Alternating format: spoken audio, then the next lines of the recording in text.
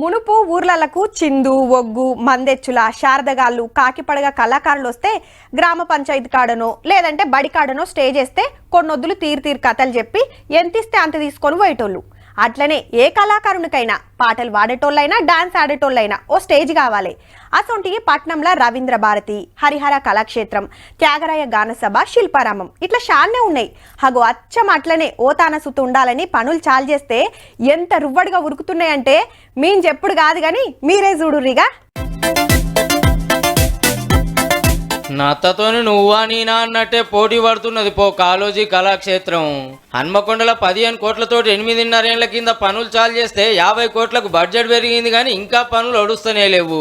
ఎప్పుడు ఓపెన్ చేస్తారా, ఎప్పుడు ఆ కళాక్షేత్రంలో టాలెంట్ చూపిద్దామా అని బొచ్చడు మంది కళాకారులు ఎయిటింగ్ చేస్తుర్రు.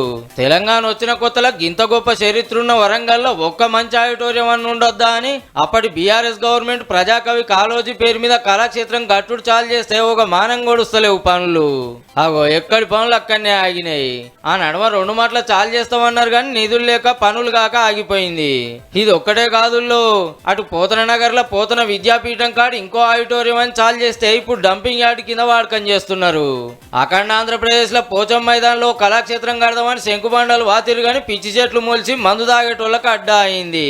గడ్డ మీద ఉన్నటువంటి అనేక మంది కళాకారులు కూడా వేదికలు లేక తమ కళలను ప్రదర్శించేటువంటి పరిస్థితులు లేక ఇబ్బందులు పడుతూ ఉన్నారు.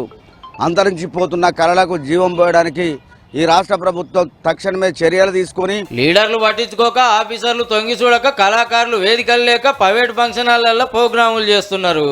రవీంద్ర భారతి కంటే టాప్ మోస్ట్ కళాక్షేత్రము కాళోజీ కళాక్షేత్రం అని చెప్పడం జరిగింది. బహుశా అయి ఉండొచ్చు, కానీ కంటికి కనబడతలేదు, ఇంపుగా లేదు, ఇంకా కొంత కంపుగానే ఉన్నది. జర కాంగ్రెస్ గవర్నమెంట్ అన్న పట్టించుకొని పనులు రువ్వడిగా చేపియాలని కోరుతున్నారు కళాకారులు.